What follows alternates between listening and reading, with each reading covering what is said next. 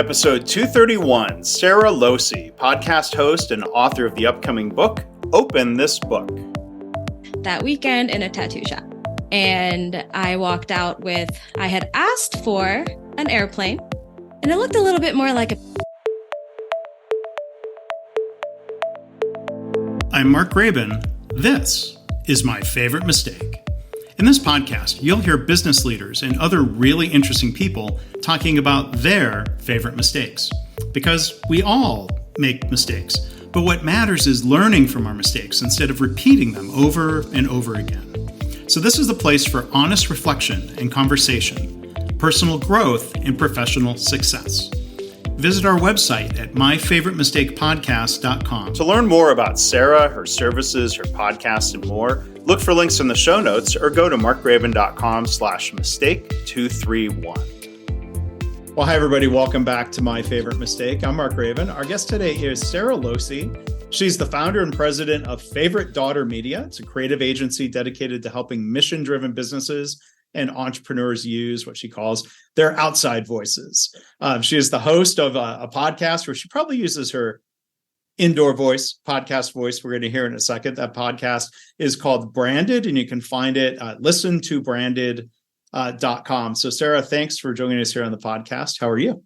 I'm good. Thank you so much for having me. How are you doing? I'm doing well. I don't mean to discourage anybody from using the voice they want to use to tell their story. I only really have an outside voice. I grew out of my inside voice many years ago. And I think I had misread when we had first talked. I didn't flub this in the intro. President of Farmer's Daughter Media, even though I stumbled over trying to say that. That's a different upbringing.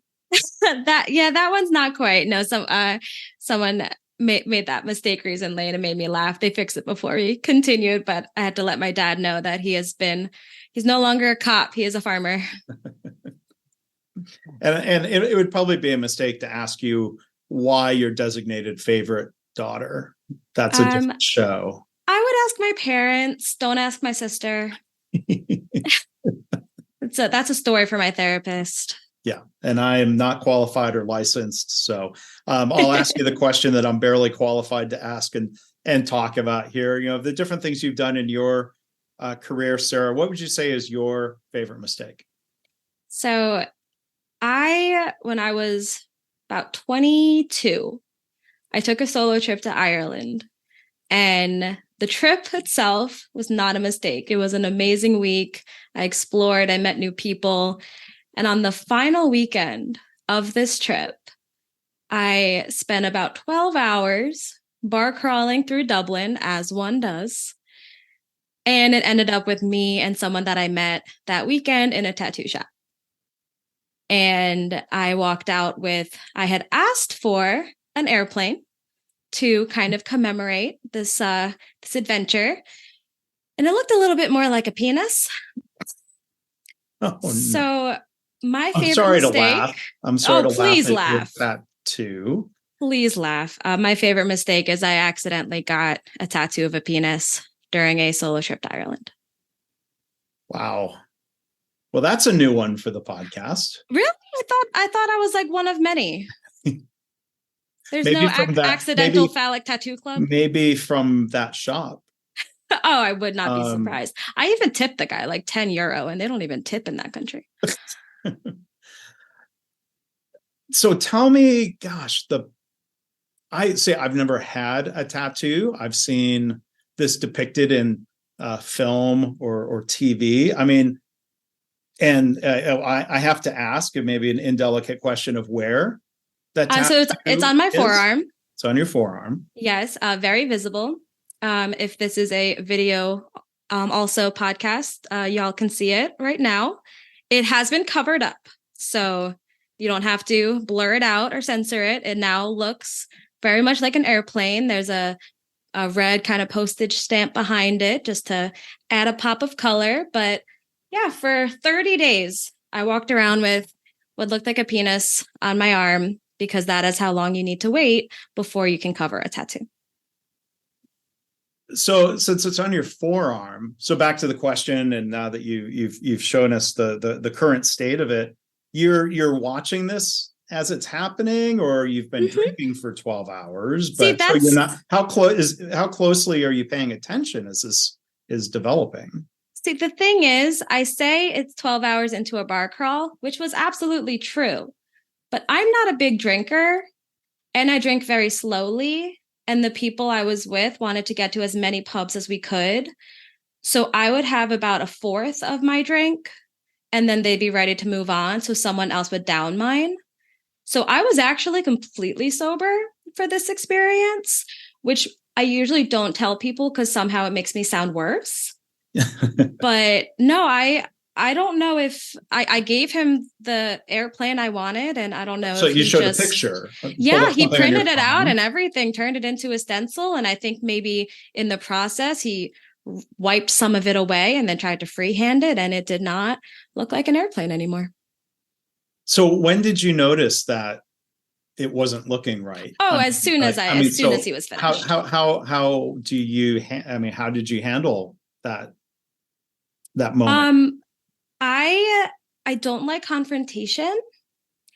And I like if I'm getting my nails done, you could cut my finger off and I would not be able to tell you that's not what I wanted. So I said, thank you very much. I tipped him 10 euro and I left and died internally. But thankfully, because I mean, this is my favorite mistake, at least the story did have, like, I want to say had a happy ending, but that just with a penis tattoo, that sounds terrible. We have to mark this as an explicit I'm so sorry. You just lost your clean rating. episode. I'm so sorry. Well, I mean, that's so it goes. Not a mistake. So hey, we do all kinds of episodes here on the podcast. So before I ask more questions about the tattoo, I mean, it's a favorite mistake because it's just such a unique story then? It's actually very surprisingly the story that changed my entire career. Hmm. How so? So I got the tattoo at 22. And at the time, I was in kind of a dead end job. I wasn't happy where I was. I was living in Maryland and kind of miserable. And I had just gotten out of a really bad relationship. And I took the trip as kind of like a way to take time to myself and kind of find myself because I was actually supposed to go to Greece to get engaged. And I canceled that, kept the deposit and put it towards going to Ireland by myself. And I end up with this tattoo. But then I get home and I have kind of like a different outlook. I feel more confident. I feel more brave. I'm able to acknowledge that where I am in life isn't where I want to be, and I don't feel like settling anymore. So I actually quit my job. I moved down to Texas, which is where I live now.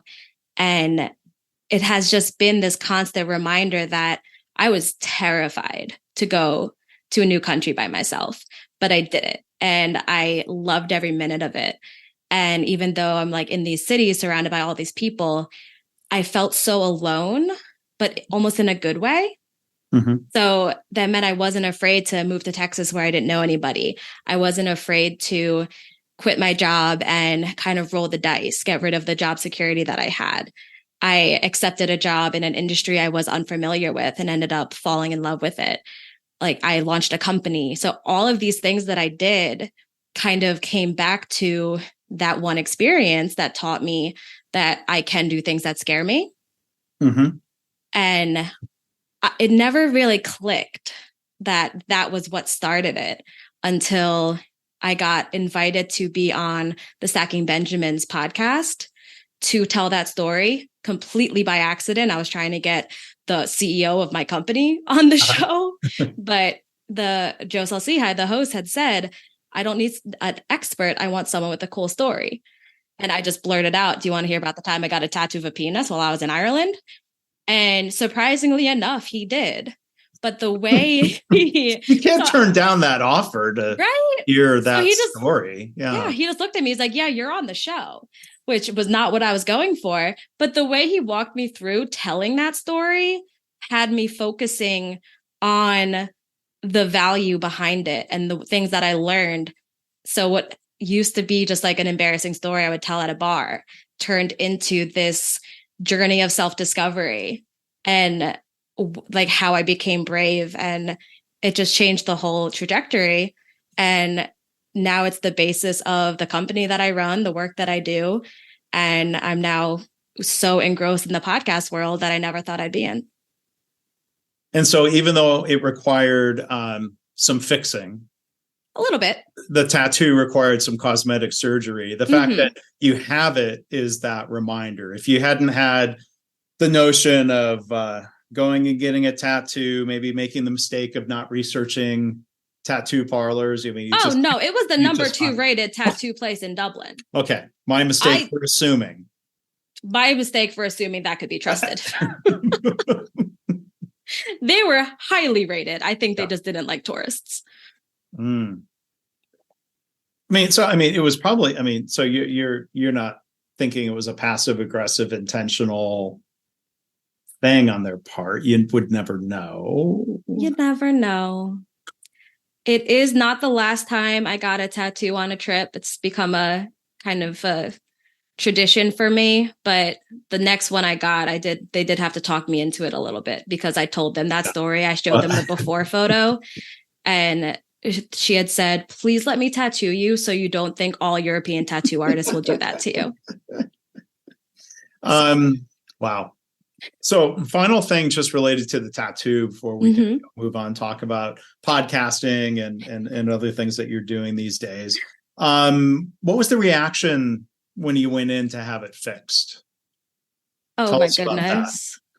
Well, first of all, my parents didn't know about it until they heard the episode of Stacking Benjamins, because I was trying to make it as secret as possible. But I sent an email to the tattoo parlor that I went back to get it fixed at, because I'd already gotten a tattoo there. So I trusted them. And he draws up some options and everything. So I walk in for my appointment. And as soon as I walk through the door, I just hear, "What up, penis plane?" It's like, okay, I'm glad my reputation precedes me. Yeah. And then I sit in the tattoo chair for, I don't know, probably took an hour. It was nothing crazy.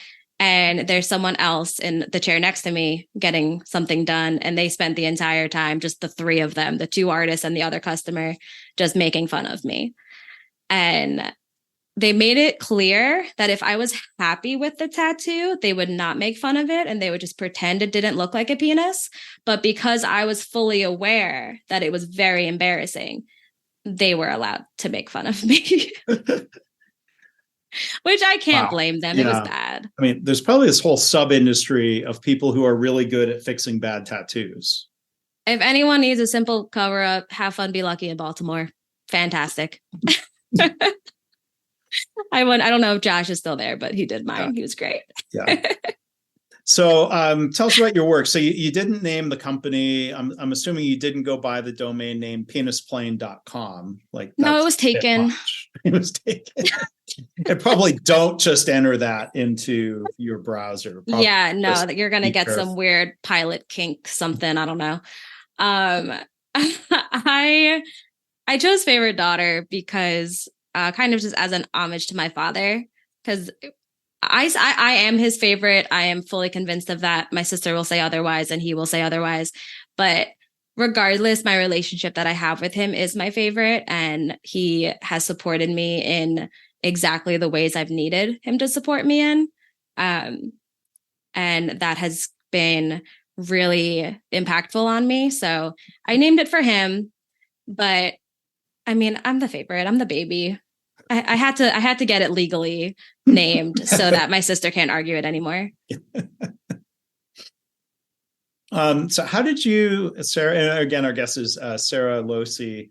How did you get into podcasting and doing so in a way where it's not just, there's so many podcasts where friends, people are just gabbing, doing podcasting in a way that helps your business as I hope doing a podcast about a penis tattoo helps my business. If after this you go out of business, I'm so sorry. This is just the one that takes you down. So I had been producing a podcast for the company I used to work for a few years. And when I went to the conference and accidentally went on Stacking Benjamins, that got me wanting to start guesting on shows.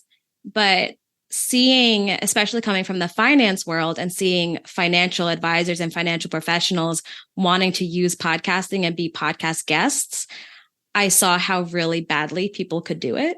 And how there are really good and bad ways to be a guest. And so when I launched my company earlier this year, I did it with the goal of teaching people, no matter what industry they're in, how to be guests on podcasts so that it can be used to build your business and build your brand and can be used as a marketing tool, but isn't used as free ad space and isn't taking advantage of the host and still creating great content.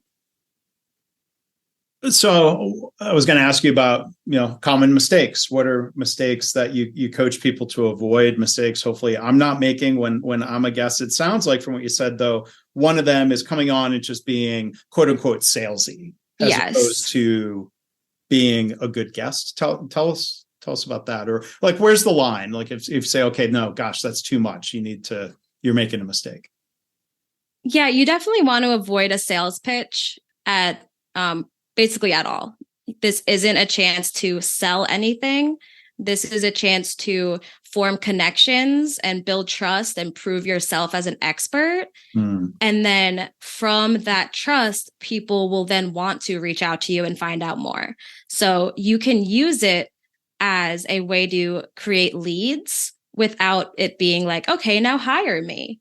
And I've seen people they give the price list for their services. And like, that is extreme. But then there's also the people that are like, oh yeah, you can learn more about that in my book. Like, okay, but that means I have to buy your book. How about you tell me something? Like, give me something valuable right now, and then maybe I'll want to buy your book. Right. So it definitely is a fine line. I usually say, like, you're not trying to sell your services, you're trying to sell yourself. So focus on the value that you bring and the expertise that you bring. And the rest, if you have certain systems in place, like lead magnets and emails and all of that, the rest kind of falls in place for you.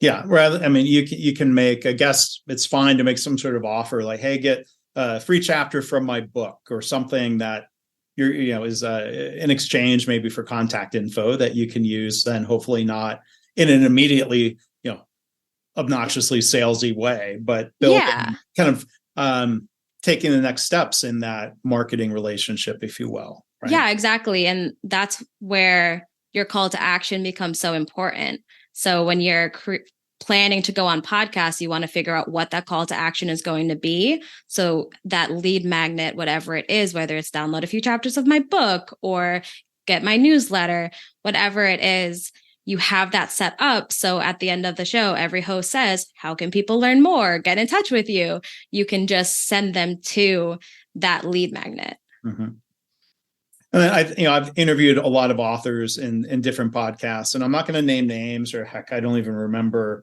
handful of people who will do this, where you ask a question and the answer is basically, oh, that's in the book. And then not a whole lot else is really said. I'm like, well, like there's no way in a 30-ish minute podcast that we could possibly cover everything that's in the book. So I would say, please, like, answer the question. And if you answer the question well, sure, people might then later read that story in the book. But like that, I think that's a mistake that hopefully people would avoid. The whole, I'm going to avoid the question because, well, I don't want to reveal it because it's in the book, unless it's like a spoiler, Yeah. And the people that are going on podcasts for books, they're usually not spoilers. Like, this is very much for like those business books, the how-to books. I'm sure there is an industry that does like the fiction books, but they're not going to ask you for the spoilers. They're going to want your stories behind how you came up with everything. So it's so rare that it would become a problem that you share something from your book. And you're not in 30 minutes, you won't have time to read the entire book. So you're not at risk of getting rid of all the value your book holds. Right. So give us something. I'm not going to buy your book just because you said so. I need to hear you talk about what it's about and make me believe you're an expert and believe that you have value to share with me. Because if you're just not telling me anything, why would I believe you? Yeah. So there's mistakes somebody might make during the recording, but kind of stepping back a step, you talked about trying to get on a podcast. As a podcaster, I get pitched all day long. But let me turn it to you as a question. Like, what are some of the mistakes that a guest or someone working on behalf of a guest might make when proposing somebody to be on a podcast? Canned responses. I have gotten the insert show name here emails. Yeah. Dear name. Dear name. I loved your insert title here podcast and your latest episode when you said this quote that was on your cover image. Like, there's so many people who just go do as little as possible, basically. And a lot of times it's probably those big pitching like agencies that they're working on a dozen clients at a time and they don't take the time to really personalize everything. But it's like if you're going to apply for a job, you're going to alter your resume and your cover letter. This is the same thing. You're applying to be on the show. So do some research, know who you're talking to, know the topic. And when you're pitching to them, do some of the work for them. Like, you don't want the host to have to figure out, okay, if I want to bring this person on, what would we talk about? That's what you're pitching. You're pitching, here's a topic I love to talk about. And I could hit on these really key points. Let me know if that's of interest to you. Right. So that all they have to know is like, okay, that sounds like my listeners would be interested. That's on brand for my show. I'll bring them on. The generic emails with the clumsy copy paste, or if I don't know if the phrase mail merge is still used, but I got one the other day where there was an attempt to make it seem personalized. So I'm like, hey, I've been listening to your podcast since it started and this is a different podcast that I'm referring to. It said July 2006, which is accurate, but like the text was literally a different color. So it just jumped out as like, yeah, Copy and paste. That's not authentic. So for anyone listening, if you hit Control-Shift-V, it will paste without formatting. Yeah. So you can avoid that problem, but also actually do your research. Yeah. And then I saw that mistake because I just chuckled and hit delete, but then come the incessant, and this is all automated, right? The automated follow-up emails that are some form of, passive aggressive to just aggressive of like, basically like, you don't know the movie. Do you know the movie Fatal Attraction? I've heard of it. I haven't seen it. I'm really dating myself by that reference. And I haven't even seen the movie because I was a kid when it came out and it would have been inappropriate, but I kind of know some of the key scenes, and it's the character, I think, yells something, I will not be ignored. And some of these emails kind of have that tone. Yeah. See, I spent a good amount of time in public relations, and we say to be pleasantly persistent. And be pleasantly persistent, but emphasize the pleasantly. Right. And this isn't excuse me, why haven't you answered me? It's I know you're busy. This probably got lost, but I just wanted to circle back. Like, there are ways to be pleasant, but no, I'm the same way. There's so many that I don't even respond. I just hit delete because you obviously just didn't put in the time to like think about what my show is or who the host is or anything. So I'm not going to put the time in to like respond. Yeah. And then I think there's a subset of mistake when the follow-up doesn't include the previous chain of emails. So like normally that's the case. I'm like, okay, I can see if I scroll down, this is the fourth time they've followed up. Okay. But there's some of them that say, just want to make sure you saw my email. And then there's no context. I'm like, I have no idea. I'm just going to hit delete. Yeah, I'm not going to take the time to search your name in my inbox, try to figure out which email you're talking about if I don't know who you are. I've gotten pitches from people that I know, and they're either recommending themselves or a colleague or someone in their network. And I'm like, oh, okay. Like, I know this person. Like, let me go back and check. My bad. I shouldn't have ignored that. But if I've never heard of it or their job title says like podcast booker, I throw it out. Yeah. I feel bad about that sometimes, but when you get so many, Yeah. It's just the sheer volume. Or, yeah, maybe the first time I ever got an email like that, I'm like, oh, wow, my podcast must mean something now. And, but then you just get worn down by the volume of it. yeah, and a lot of them are like they pitch the guest instead of pitching the value. And so many times it's this person has a new book out. Can they come on and talk about it? Right. No.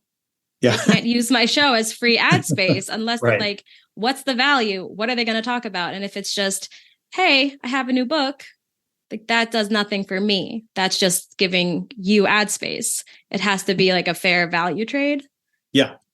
So, well, and I see a lot of these pitches are very guest centric. Like it's a turn off when I see something like so and so wants to talk about this. I'm like, okay, fine, but like in the context of this, I host a podcast about mistakes. Like if there's no attempt to even make a connection to, I mean, you reached out to me through Podmatch, which is a service I've found a lot of value from, and your pitch was, I could tell it was personal. It wasn't super long. It was personalized. You got my attention with the teaser of the story, which I did not think was about a tattoo on your arm, right? Oh, so there's a twist. But your pitch stood out because, I mean, at the very least, you had thought about the title of my podcast, and there wasn't this disingenuous copy paste of like, oh, I love the last episode with this person who talked about, and that's the title of the show. Like you kind of made reference to that earlier. Like the clumsy attempt at personalization, I think, is almost more off-putting than not trying. Yeah. I saw John Lee Dumas speak at a conference, and he is the host of Entrepreneurs on Fire, which is a massively successful podcast. And what he talked about was how to pitch to get on a show of that caliber. So I kind of learned from him, and he said the same things. Like, you need to make it personal. You need to grab attention. You need to add the value, and even other things that you can add to give immediate value. Like if you left a review, go leave a 5-star review of the show, screenshot it and attach it. Things like that are just, hey, I'm more than just looking for something from you. Like, look, I just gave you this 5-star review. And like things like that, they actually stand out.